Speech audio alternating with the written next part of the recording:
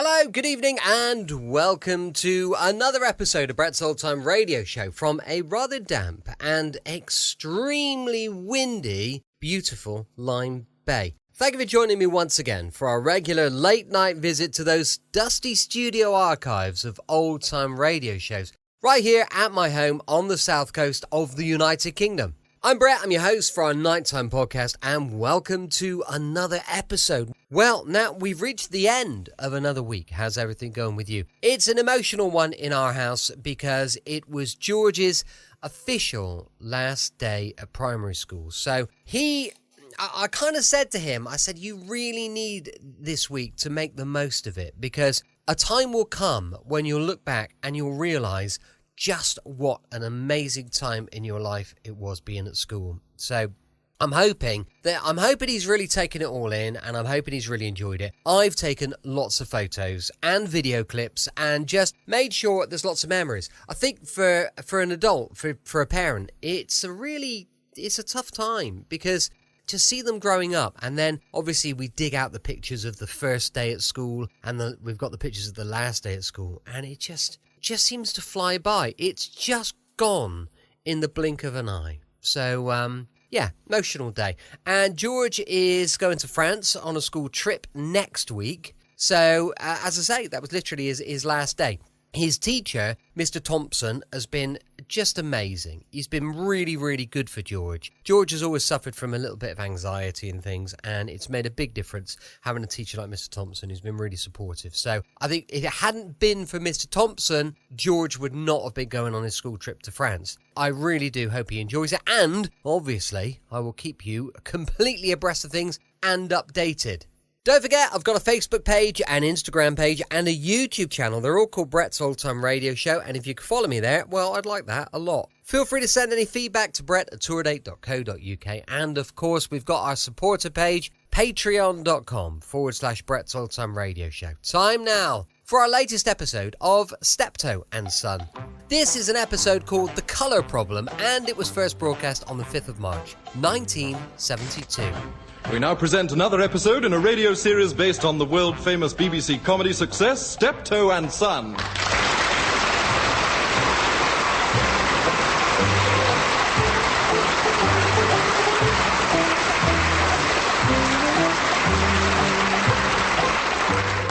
With Wilfred Bramble as Albert and Harry H. Corbett as Harold.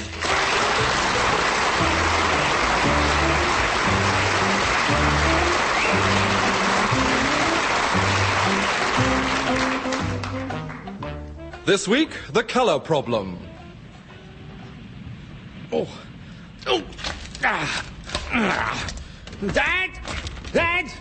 come help me out, get this wardrobe over the cart. Dad, I can't do it all on my own. God, will you come out and help me? Oh God, the door's gone. I think it's Regency. That would have been a good mirror, that would. Must be full of worm. That could be worth 200 or 300. Oh, blimey, he must be dead. To hell with it. Well, it'll make good firewood anyway. I don't get any help round this place. I've got to do it all by myself. I bet he's got his feet up watching the television again. A lazy little git.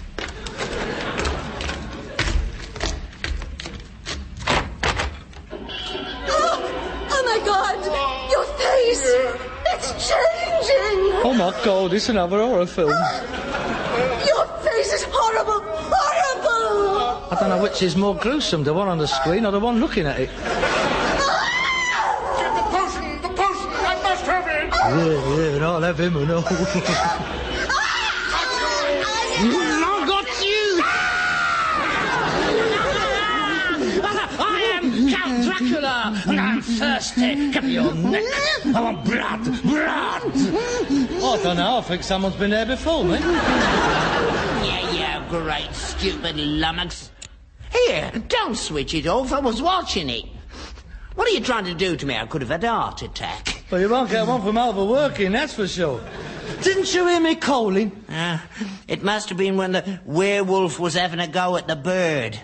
What with him howling and her screaming, you stood no chance. But that's marvellous, isn't it, eh? It's Look, I'm home, and I want my tea. That is marvellous. I'm out all day flogging my guts out while you're in here watching werewolves bite bits out of birds. That is not a fair distribution of labour, that isn't. Well, there's nothing else to do. You could clean the place up. It looks like a junkyard out there. Or this house. That's just as bad. If it wasn't for that brick wall in between, I wouldn't know where the yard finished and the house starts. No, I'm not putting up with it. You've got to do your share. You're not sitting here all day enjoying yourself. Enjoying myself? Watching that? Hard work, that is. That's the smallest screen in the world. I reckon Gulliver must have found it on one of his travels. When are we going to get a new set? I'm trying to pick one up off of the round. Well, I picked that one up off the round in 1937.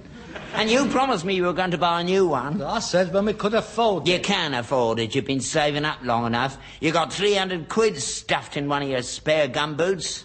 How do you know? Don't worry, it's still there. You has got no right going down my gumboots. Those dirty little ends. I could get a fleet's foot. Buy us a nice colour television, that money would. 23-inch screen. Everything in colour. I got my heart set on one of those. If I had a colour television set, I wouldn't want anything else for the rest of me days. Oh, shame. Well, you're not having one. It's a waste of money. I've been saving this up for something much more important. Such as? I'm going to buy a car. A car? What do you want a car for? Because I ain't got one. I never had one. Everybody I know's got a car except me. I should have a car at my age, Dad. I mean, what chance do I stand with the birds without transport? If I don't want to know you if you ain't got a car. Thank you for a very nice evening, Harold. Oh, that's all right, dear. How do you want to go home? Horse and cart or the underground? What sort of bird is going to put up with that? If we had a colour television set, they wouldn't want to go home. Look, I'm not spending my life sitting in front of a television set. I'm too young. I will get out and about. What? On these roads? It'll take you half an hour to get to the end of the street. Nah, it's no good having a car today. Before the war, that was the time. Nothing on the roads then. I had one. You had one? How could you afford a car? Well, we had it all under knock, didn't we? A £5 my car cost me. What model was it? A Triumph Nat. Oh. What memories. A hot summer day, the hood down, the open road before you and a bit of crumpet leaning up against your gear stick. That's it! That's what I want! I used to be changing gear all day long. I got through more gearboxes than you've had hot dinners. Those were the days. 4 gallons of petrol, 8 bob, straight down to Brighton. Bed and breakfast, 7 and 6. Tanner for the chambermaid, and 4pence for a packet of Watsits. Permissive society. They don't know what day it is. They ought to ask their mothers. You dirty old devil. You see, you've done it, ain't you, eh? I mean, I never had the chance. You've had your life. But me, I'm expected to sit down and watch television. Well, I'm going to make up for lost time. I'm going to buy a car and get around a bit.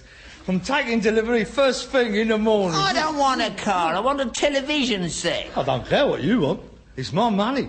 I've been saving it up for years. I'm buying a car. You won't get me out in it. Oh, no, I won't. It's only got 2 seats. Me and the bird. You can run behind if you like. You have to get a wiggle on, though. It does 120 miles an hour. Yeah, typical of you, that is. Doesn't matter about me. I've never asked you for much in my life. And now, when I really want something to brighten up me last years, I'll get the thumbs down. It's my own fault, I suppose. If I'd saved up some of the money I've spent on you since you was born, I could have bought my own television set. You know, whatever you spent on me, you've had back 10 times over. I even gave you the meat off me plate during the rationing. Only when you couldn't find your teeth. Well, if it wasn't for my national health stamps, you wouldn't have any now, would you? That's right. Go on, bring that up again. Throw it in me face. Remind me I'm living here on your charity. Oh, look, I don't mind keeping you. I mean, that is my duty. I realise that. Oh, don't bring duty into it. I don't want that.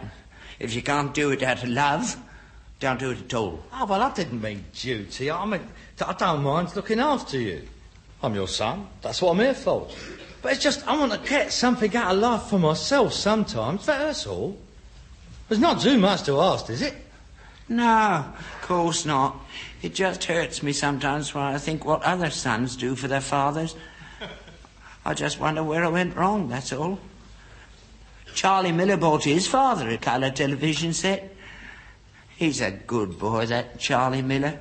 Oh, well, perhaps if I had 15 girls on the game, I could afford to buy a television set. And God blimey, he's done 10 years porridge, he's got 3 dodgy strip clubs, he's the biggest villain in the West End of London, and everybody holds him up as an example. The vicar thinks very highly of him. He gave a lovely altar cloth to the church. Yeah, he nicked it from that one in Ipswich, didn't he? I bet he didn't give the vicar them silver candlesticks, though, did he? No, he had them away a bit sharpish, didn't he? May not be well off as Charlie Miller's dad, but you've never had any bent gear off me. And what thanks do I get? Charlie Miller gave his dad a colour television. Yeah. Is that what you want? Do you want me to go bent? Of course I don't. Where's your values gone then? I mean, I could have joined Charlie Miller's gang when I was 9. You used to give me a clap on the ear hole just for talking to him. Quite right, too. He was a bad influence. What are you getting on about him? Because if a rotten, stinking piece of scum like him can look after his old dad, it don't say much for you, does it? I see. So that's what you think of me, is it? Well, it isn't any worse than the value you put on me. I'm not even worth a new television set. There doesn't seem to be any point in carrying on, really, does there?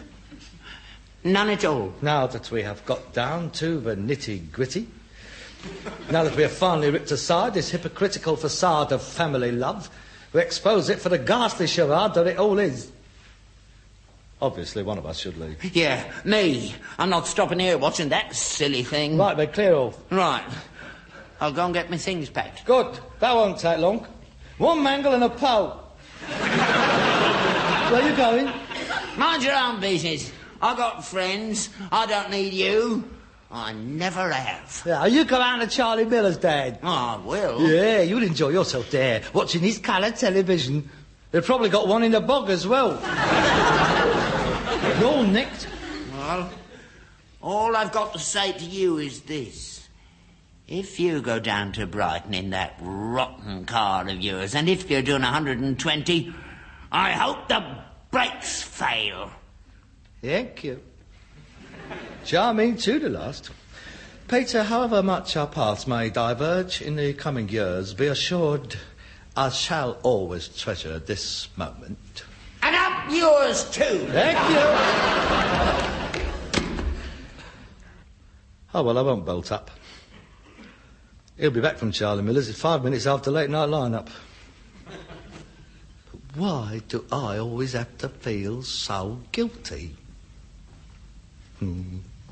Roll on tomorrow morning.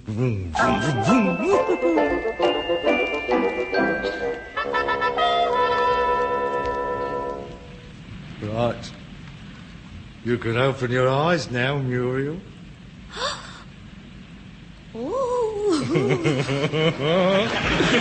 What do you think of that, then? It's a beauty. What an original colour.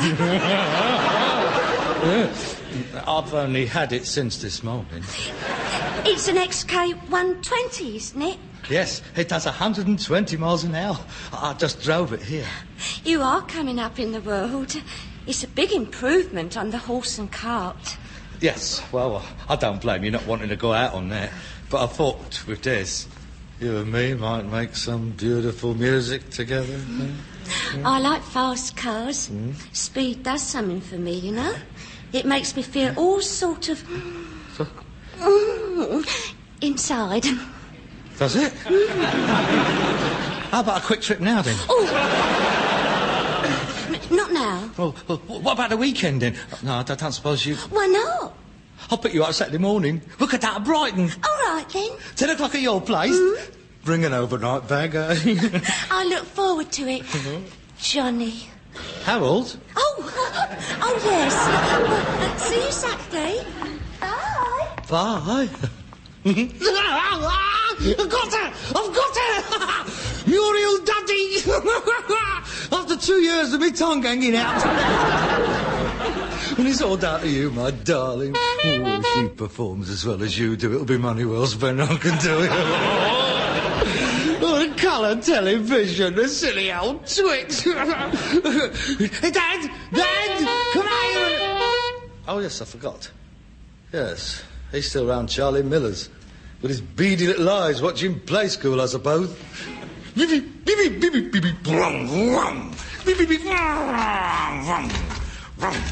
Morning, sir. Hey? Oh. Good morning, Constable. Mr. Harold Steptoe. Yes? Is Mr. Albert Steptoe your father? Yeah. Why, what's wrong? Well, I'm sorry to inform you that he was picked up last night by the... Oh, now look, he's innocent. He's not a member of the Miller mob. I mean, he only went round here to watch television. Look, we had a row, you see, and he walked out. He's completely honest. He's an old soldier. He's got medals. No, sir, I'm sorry to tell you that he was found early this morning in a state of exhaustion on the canal towpath. What? Seems he was wandering about all night and finally collapsed. Oh, God, where is he? He was taken to the West London Hospital, suffering from exposure. Exposure? Doesn't seem right for you to allow the poor old gentleman to wander about all night in this sort of weather. Oh, I didn't know. You, had a row, you say? A family matter, perhaps? Private? Well, no. He wanted me to buy him a colour television set. Ah, yes. Yes, a boon to the old folk television. And I don't suppose you had the money to buy it for him.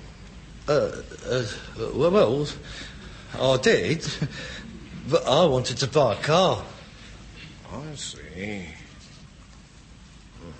I see you've got your car. Yes? I got it this morning. And the old fellow's in hospital. Yes? Yes.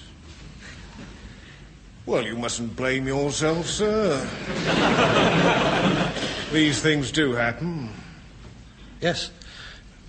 Well, if you would excuse me, I'll go and see him. Well, if you would like to come along with me, sir, we have a car outside. Oh, thank you. That's very kind.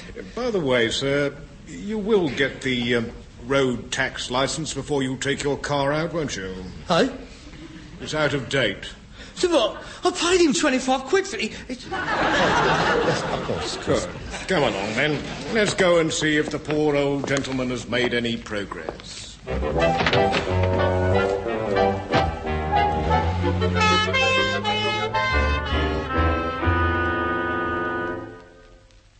The X-ray should be round in the morning, nurse. Yes, Doctor. Excuse me. Yes? Are you the doctor? Yes. Are you the son? Yes. How is he, Doctor? How is who? My father. Oh, yes, of course. That will be all for now, nurse. There's nothing more we can do at the moment. Let me know immediately if there's any deterioration. Yes, certainly. Well, now, what can I do for you? My father. Oh, yes. Tell me, how did he come to be wandering the streets like that? Well, we had a row and he left home. Ah, that would explain it. He's obviously had a traumatic shock, that would be it. Allied to the exposure, that would account for his condition. What condition? I'm afraid your father is suffering from amnesia, a loss of memory. I know what it means. Quite. Fortunately, we found a letter with his address on it, and that's how we contacted you. Well, can't he remember me or where he lives? No. Possibly because he doesn't want to. What do you mean by that? His amnesia could be self-induced. It sometimes happens when people wish to blot out very unpleasant memories. May I ask some personal questions, Mr. Steptoe? Yes, of course. You live together? Yes. Just the two of you. Your mother is dead. Yes. When I was little. You are all he's got. Yeah. You go out to work and he stays at home. Yeah. Every day. How do you get on together? Oh, all right. I mean, we has our ups and downs. Some days he's better than others. I see. And yesterday was a down. Yeah. Yeah. Well, I mean, you don't know him. He can get on your something rotten. Yes, I'm sure. I'm not making judgments. You provide for him. Yeah. You're the breadwinner. Yeah. Does he contribute anything? Nothing. A very humiliating position for him to be in. No doubt he was a very active man at one time. Yeah, up until I left school. Well, that's the picture. An old man alone at home, brooding. His son has taken over as head of the family, outstripped him physically, replaced him, you might say. He feels redundant, unwanted, unloved and deprived. His life at home has become intolerable, and so his subconscious mind takes refuge by erasing all memories of it. I think you'll find that's right. Are you a psychiatrist? Good Lord, no. I'm the ear, nose and throat man. But I know as much about it as they do. Look, tell me, Doctor, is he going to get better? In my opinion, his recovery and future well-being is entirely up to you. Yes, I thought it would be. Can't he remember anything at all? Apparently not. The only thing he keeps repeating is colour television and Charlie Miller. Does that mean anything? Yes. I'm afraid it does. Can I see him now? Yes, of course. Try not to upset him. Yeah. He's in there. Thank you.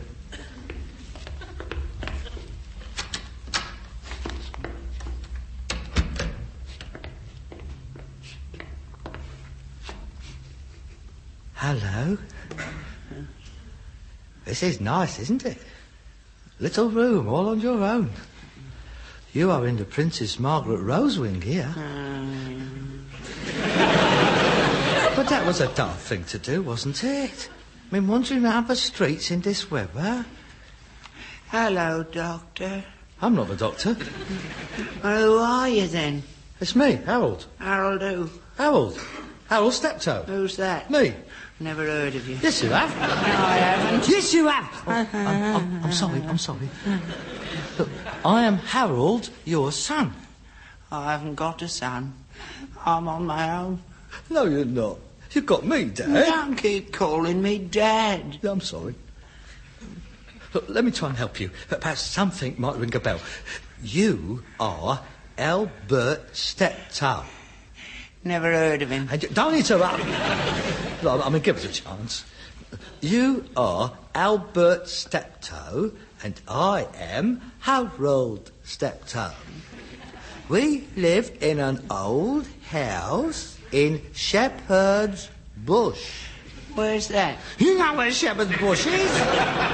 It's in London. Where? London. Never heard of it. Yeah, but... Oh, well, anyway, that's where you live, with me. We have a big yard with a stable. What's a stable for? To put the horse in. Horse? Yes, horse. Gigi. That's a big animal with 4 legs, you see, and it's got a tail. I know what an horse is. I'm not daft. Well, then, can't you remember anything? Now, think. I try. Wait a minute. The horse. What's its name? Delilah. No, never heard of her. No, but we haven't had her along just a few weeks. Now, we had one before that. Now, we had him for years. Do you remember his name? Hercules. Yes, that's it. You've got it. We've broken through. Now, I used to drive him. Do you remember me now? No. I remember the horse. I loved him and he loved me. I remember Hercules. I don't remember you at all. No, of course not. Look, can you remember anything else? Look, the room downstairs. Now, can you visualise the room? Yeah. I see a room. Yeah. And a table. Yes. Chairs. Yes, that's right. And up in the corner... Yes. There's a great big colour television set. No. There isn't. Isn't there? Oh, I could have sworn there was. Oh, no, listen to me, Dad. When you're well again, I'm going to look after you. And... Look, I don't know who you are, but it's nice of you to visit an old man.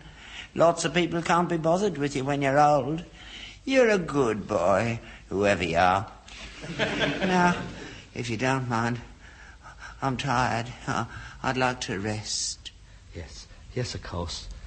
Go on, you get some sleep. I'll come and see you again.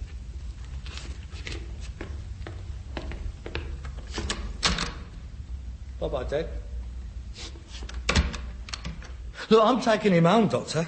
Oh, do you think that's wise? Yeah. Don't you think it would be better for both of you if he went into a home? A home? Yes, an old people's home. You must face the possibility that he may never regain his memory, in which case he'd be far better off in a home. What? My dad in a home? Why not? I got mine in one. You'll be free to live your own life. No, I don't want to, thank you very much. He's my dad. I want to look after him. All right, as you wish. He should be strong enough to leave here on Saturday morning. Saturday morning? I was going down to Brighton on... You see, I've got this... No, that's all right. Saturday morning will be fine. Thank you, Doctor.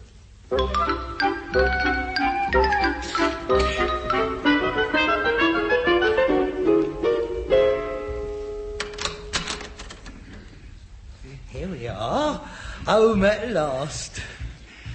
Oh, blimey, what a dump. I don't live here, surely. I think I'll go back to the old... No, come back.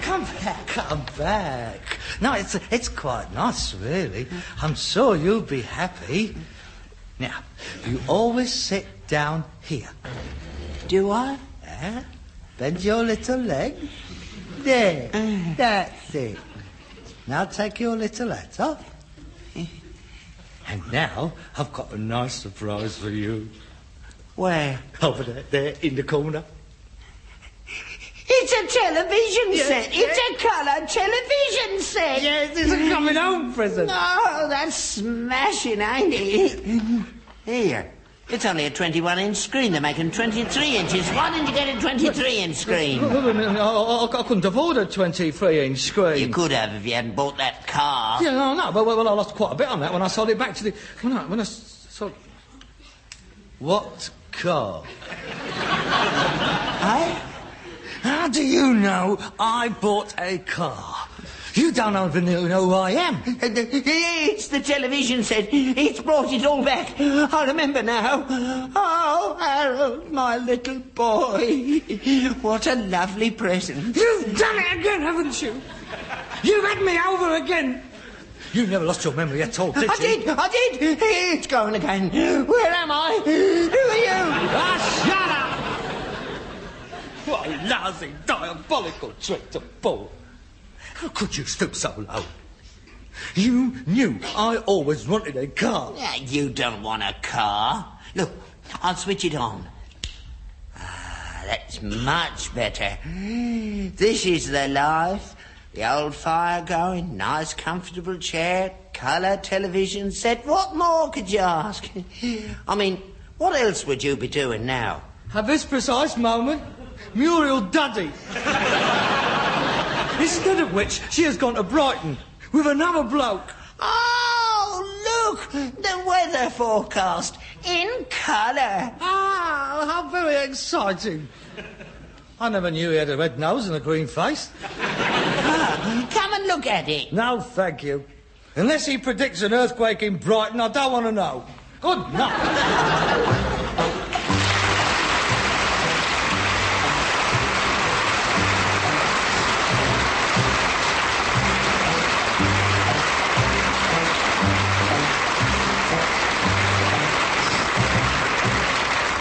You've been listening to Wilfred Bramble and Harry H. Corbett as Steptoe and Son, with Anthony Sharp as the Doctor, Joe Manning-Wilson and William Edel. Written and adapted for radio by Ray Galton and Alan Simpson, and produced by Bobby J. Welcome back. Hope you enjoyed our latest episode of Steptoe and Son. And don't forget, we are going to be back loud and proud tomorrow for our Saturday night edition of yours truly, Johnny Dollar, going live at 5 p.m. GMT. You can email me on brett@tourdate.co.uk. I'm completely struggling to concentrate because there's a tiny little spider, and he's clearly built a web pretty much right in front of me across one of the screens. And all I could see is this tiny little spider just strutting his funky stuff. So it is tough to concentrate. But anyway, we'll move on. As I mentioned earlier, I've got a supporter page where you'll find lots of extra content. And it's at patreon.com/Brett's Old Time Radio Show. Thanks for listening. I'll be with you 7 days a week, each and every week. And I'll see you tomorrow on Brett's Old Time Radio Show. Love you. Bye.